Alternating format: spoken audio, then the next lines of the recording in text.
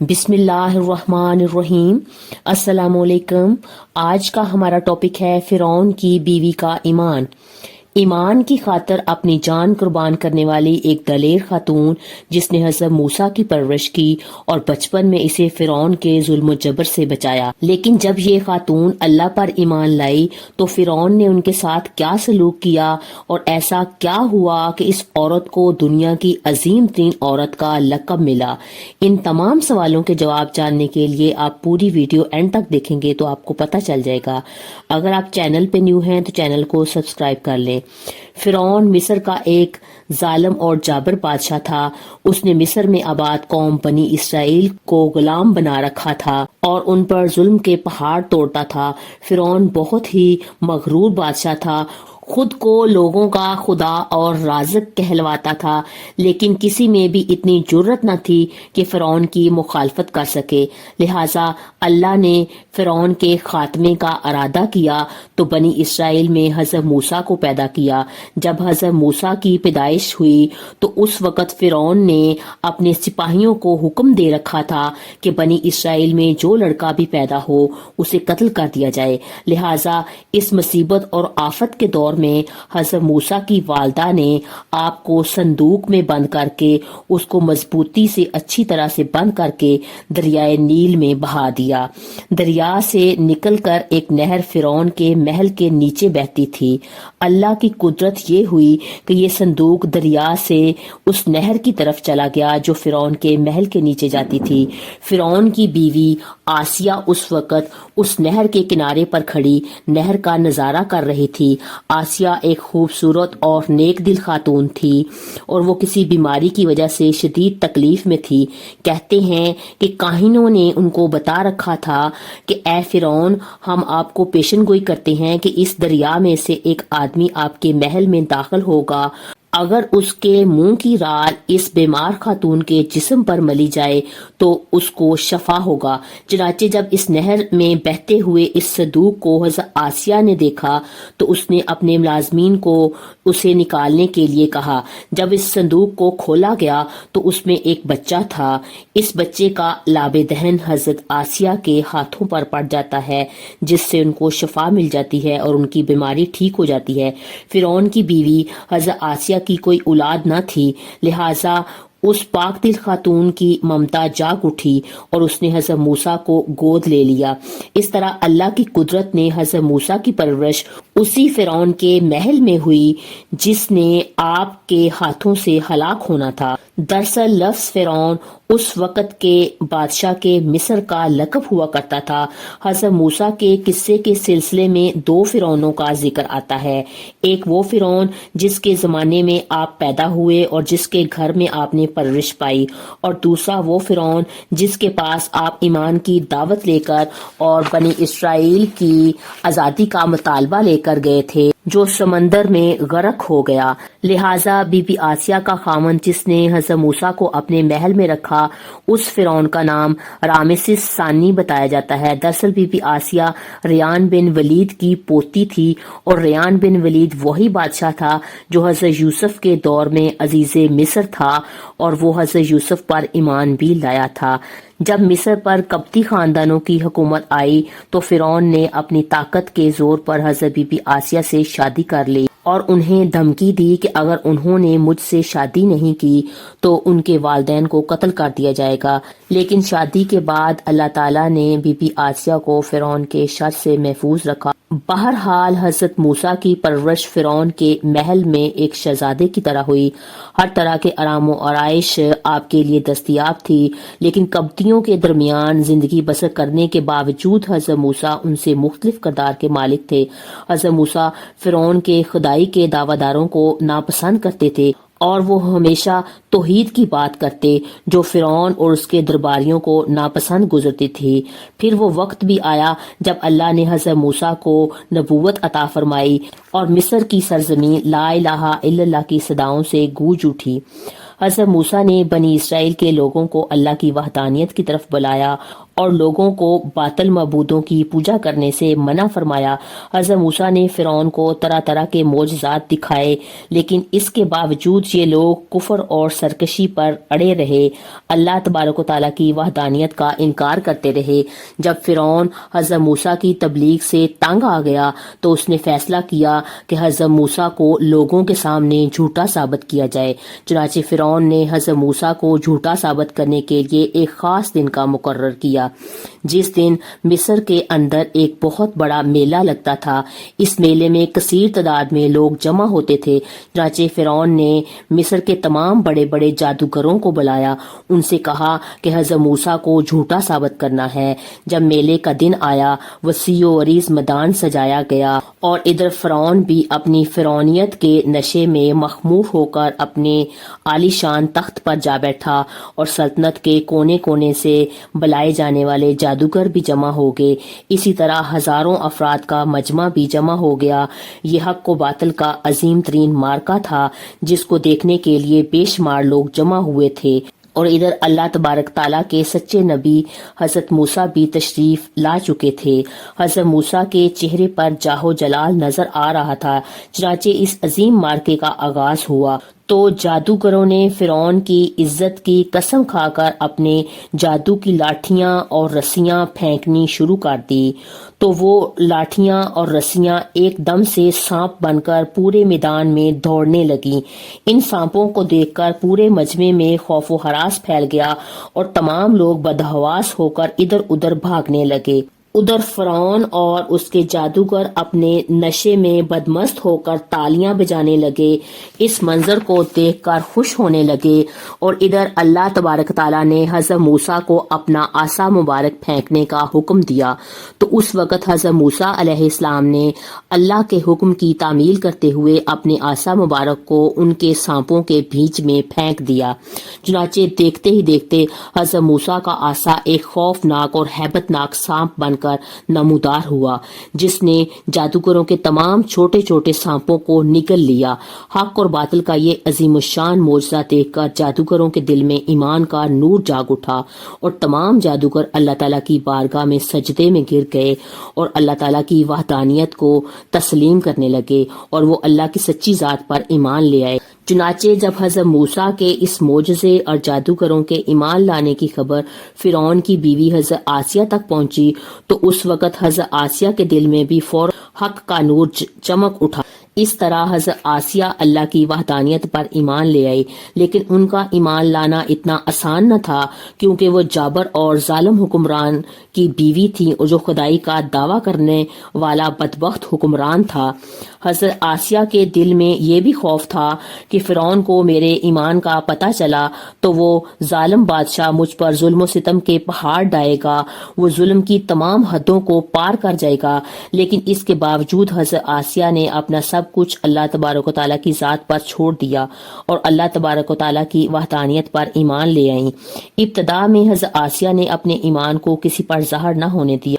کچھ عرصہ یوں ہی گزرتا رہا، پھر ایک دن ایسا عجیب واقعہ پیش آیا جس واقعہ کے بعد حضرت آسیہ کے دل میں فرعون کے لیے مزید نفرت کی آگ بھڑک اٹھی۔ حضرت آسیہ فرعون سے مزید نفرت کرنے لگی۔ فرعون کے مسلمانوں پر کیے جانے والے ظلم و ستم حضرت آسیہ کے لیے ناقابل برداشت تھے۔ چنانچہ وہ عبرتناک واقعہ کچھ یوں پیش آیا کہ فرعون کی بیٹی کی ایک خادمہ تھی جو فرعون کی بیٹی کے سر پر کنگھی کر رہی تھی، تو کنگھی اس کے ہاتھ سے زمین پر گر جاتی ہے تو خادمہ بسم اللہ پڑھ کر اٹھا لیتی ہے۔ اس وقت فرعون کی بیٹی یہ کلمات سن لیتی ہے اور فرعون کو جا کر اس خادمہ کی شکایت کر دیتی ہے کہ وہ خادمہ آپ کے علاوہ کسی اور کو خدا مانتی ہے اور آپ کے علاوہ کسی اور کی عبادت کرتی ہے۔ یہ سن کر فرعون لال پیلا ہو جاتا ہے۔ اس نے غضبناک ہو کر اس خادمہ کو اپنے دربار میں بلایا اور اس خادمہ کے ایمان لانے کی حقیقت دریافت کی کہ وہ کس کو خدا مانتی ہے۔ فرعون اس سے کہنے لگا کہ تم میرے سوا کسی اور کو خدا مانتی ہو؟ تو اس وقت اس خادمہ نے یوں جواب دیا کہ میرا اور تمہارا رب اللہ تعالیٰ ہے، وہی وحدہ لا شریک ہے۔ اس کے علاوہ اس کا کوئی شریک نہیں ہے۔ چنانچہ خادمہ کی بات سن کر فرعون اس پر مزید غضبناک ہو گیا۔ فرعون نے اس خادمہ اور اس کے بچوں کو کھولتے ہوئے تیل میں ڈال دیا اور اس طرح سے ان کو شہید کر دیا۔ یہ خوفناک اور دل خراش منظر فرعون کی بیوی حضرت آسیہ بھی دیکھ رہی تھی۔ اسی دوران اللہ کی قدرت کی جلوہ گری ہوئی۔ اللہ تعالیٰ نے حضرت آسیہ کی آنکھوں سے غیب کے پردے اٹھا دیے، فرعون کی بیوی کی بصیرت کو روشن فرما دیا، اور فرعون کی بیوی نے یہ منظر بھی دیکھا کہ فرشتے اس خادمہ کی روح کو لے کر آسمان کی طرف جا رہے ہیں۔ اس طرح فرشتوں کو دیکھ کر فرعون کی بیوی کا ایمان اور مضبوط ہو گیا اور وہ مزید اللہ تعالیٰ کی وحدانیت کا یقین کرنے لگی۔ حضرت موسیٰ کی صداقت اور حقانیت بھی واضح ہو گئی۔ اس خوفناک منظر کو دیکھ کر فرعون کی بیوی حضرت آسیہ سوچ میں پڑ گئی اور سوچنے لگی کہ میں مسلمان ہونے کے باوجود بھی مسلمانوں پر ہونے والے ان تمام ظلم و ستم کو کس طرح برداشت کر سکتی ہوں۔ ابھی فرعون کی بیوی انہی خیالات میں گم تھی کہ فرعون اپنی بیوی کے پاس آیا اور اسے اس مظلوم عورت کے کیے جانے والے اپنے ظلم و ستم کی داستان اپنی بیوی کو سنانے لگا۔ اس وقت فرعون کی بیوی نے اپنے دل ہی دل میں فرعون کے خلاف بغاوت کا علم بلند کرنے کا ارادہ کر لیا تھا۔ جب فرعون نے اپنی بیوی کو اس مظلوم عورت کو شہید کرنے کی خبر دی تو فرعون کی بیوی نے فرعون سے کہا، اللہ تیری خرابی ہو، کس شے نے تجھے اللہ تبارک و تعالیٰ کے مقابلے میں اتنا بے باک کر دیا ہے؟ یہ سن کر فرعون ایک بار پھر بھڑک اٹھا اور اپنی بیوی سے کہنے لگا کہ تجھے بھی اسی جنون نے آ لیا ہے جس جنون میں وہ خادمہ مبتلا تھی۔ فرعون کی بیوی نے جواب دیا کہ مجھے کوئی جنون نہیں آیا، میں تو اللہ وحدہ لا شریک پر ایمان لے آئی ہوں جو میرا اور تمہارا تمام جہانوں کا سچا رب ہے۔ اس طرح اس بہادر خاتون نے کھلم کھلا فرعون کے سامنے اپنے ایمان کا اظہار کر دیا۔ فرعون اپنی بیوی کی یہ بات سن کر حیران و پریشان ہو گیا۔ فرعون شروع میں بغیر کسی ظلم و ستم کے اپنی بیوی کو سمجھانے لگا۔ فرعون نے اپنی بیوی کو ایمان سے دور کرنے کے لیے اس کے والدین کو بھی بلایا اور ان کو دھمکی دی کہ اگر تمہاری بیٹی نے حضرت موسیٰ کے خدا کا انکار نہ کیا تو ضرور یہ موت کا مزہ چکھے گی۔ چنانچہ حضرت آسیہ کے والدین نے تنہائی میں حضرت آسیہ کو سمجھانے کی کوشش کی، لیکن حضرت آسیہ کا ایمان چونکہ مضبوط ہو چکا تھا، اس وجہ سے انہوں نے ان کی بات ماننے سے انکار کر دیا۔ حضرت آسیہ نے اپنے والدین سے کہا کہ میں اللہ تبارک تعالیٰ کی وحدانیت کا انکار نہیں کر سکتی، بے شک وہ سچا خدا ہے۔ چنانچہ جب فرعون کا یہ حربہ بھی ناکام ہوا تو اس وقت فرعون نے اپنی بیوی کو طرح طرح کی اذیتیں دینے کا ارادہ کیا تاکہ وہ اپنے ایمان سے دور ہو جائے اور مجھ کو خدا ماننے لگے۔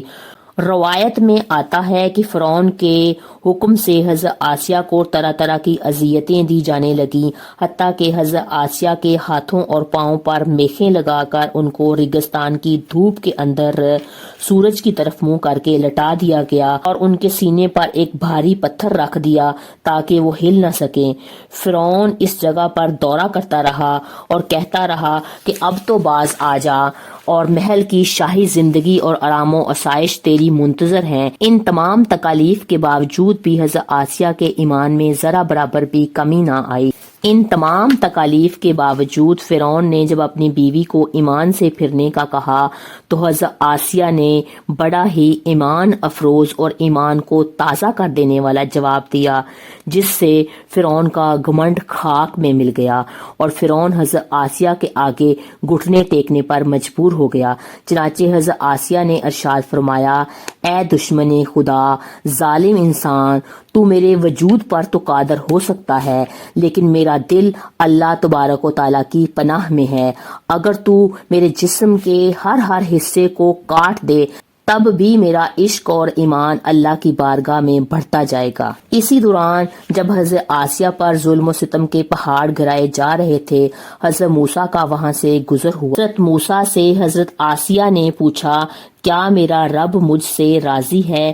تو حضرت موسیٰ نے ارشاد فرمایا، آسیہ، آسمان کے فرشتے تیرے انتظار میں ہیں، اللہ تعالیٰ تیرے ایمان اور تیرے کارناموں پر فخر فرماتا ہے۔ آپ اللہ تعالیٰ کی بارگاہ میں سوال کریں، آپ کی ہر حاجت پوری کی جائے گی۔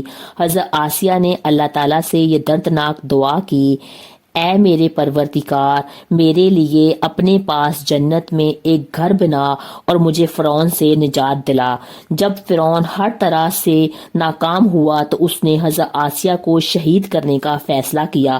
اس نے اپنے کرندوں سے کہا کہ ایک بڑی سے بڑی چٹان لے کر آؤ، اگر یہ چٹان کو دیکھ کر بھی اپنے ایمان پر قائم رہتی ہے تو یہ چٹان اس پر گھرا دینا، اور اگر ایمان سے پھر جاتی ہے تو میری بیوی ہے۔ اس خوفناک منظر میں جہاں ایک طرف زندگی ہے اور دوسری طرف موت کھڑی ہے، تو اس وقت حضرت آسیہ نے آسمان کی طرف نگاہ اٹھا کر دیکھی تو جنت کے اندر اپنا سفید موتیوں والا محل نظر آیا، جس سے آپ کا ایمان مزید بڑھ گیا اور اسی حالت میں آپ کی روح پرواز کر جاتی ہے، اور اس کے بعد آپ کے جسم پر وہ چٹان گرا دی جاتی ہے۔ وہ چٹان ایک ایسے بدن پر گرتی ہے جس میں روح نہیں ہوتی۔ جب فرعون اپنی بیوی پر طرح طرح کے ظلم کر رہا تھا، اس وقت اللہ تعالیٰ نے اپنے فرشتوں کو حضرت آسیہ پر مقرر کر دیا تھا۔ حضرت آسیہ پر سایہ کیے ہوئے تھے۔ وہ فرشتے حضرت آسیہ پر سایہ کیے ہوئے تھے، ان کو جنت کے اندر اپنا مقام دکھا دیا تھا، جس کی وجہ سے حضرت آسیہ کا ایمان اور بھی مضبوط ہو جاتا ہے۔ انہوں نے ساری تکالیف کو برداشت کیا لیکن اللہ کی وحدانیت کو نہیں چھوڑا۔ حضرت آسیہ کے فضائل حدیث مبارک میں کچھ اس طرح سے بیان کیے گئے ہیں کہ رسول صلی اللہ علیہ وآلہ وسلم نے فرمایا، مردوں میں سے تو بہت سے درجہ کمال کو پہنچے ہیں، لیکن عورتوں میں فرعون کی بیوی حضرت آسیہ، عیسیٰ کی والدہ مریم ابن عمران کے علاوہ کوئی عورت درجہ کمال تک نہیں پہنچی۔ اس طرح سے ایک اور روایت میں آتا ہے کہ جنت کی عورتوں میں سب سے افضل خدیجہ ابن خویلد، فاطمہ بنت محمد اور فرعون کی بیوی حضرت آسیہ اور عیسیٰ کی والدہ مریم بنت عمران ہیں۔ ایک اور روایت میں آتا ہے کہ جنت میں حضرت آسیہ کا نکاح حضرت محمد صلی اللہ علیہ وآلہ وسلم سے ہوگا، اور ایک اور روایت میں ہے کہ حضرت محمد صلی اللہ علیہ وآلہ وسلم نے فرمایا کہ جنت میں میرا نکاح مریم بنت عمران اور موسیٰ کی بہن کلثوم اور فرعون کی بیوی حضرت آسیہ کے ساتھ ہوگا۔ ہم نے دیکھا کہ حضرت آسیہ ایسی حکومت کے اندر، ایسے دربار کے اندر اس قدر مال و دولت، اطاعت گزار غلاموں کے ساتھ میں بہترین زندگی تھی، لیکن انہوں نے حق کو قبول کیا، حضرت موسیٰ کے دین پر ایمان لائی، حالانکہ انہیں معلوم تھا کہ ایمان لانے کی وجہ سے ان کی تمام خوشیاں اور ان کا مقام و منصب چھن سکتا ہے، یہاں تک کہ ان کی جان بھی جا سکتی ہے، لیکن انہوں نے حق کو قبول کیا اور اپنے پچھلے تمام اعمال پر توبہ کی۔ بلا شبہ توبہ کرنا اور ایمان پر مضبوطی سے قائم رہنا کوئی آسان عمل نہیں ہے، لیکن جو شخص اس دنیا کی مشکلات سے گزر کر اللہ کی اطاعت کرتا ہے اور انسانوں کی بجائے اللہ سے ڈرے تو آخرت میں اس کے لیے بہترین لافانی زندگی ہے۔ اگر میری یہ معلوماتی ویڈیو آپ کو پسند آئی ہے تو میری ویڈیو کو لائک کریں اور میرے چینل ماہین اسلامک وائس کو سبسکرائب کریں۔ فی امان اللہ۔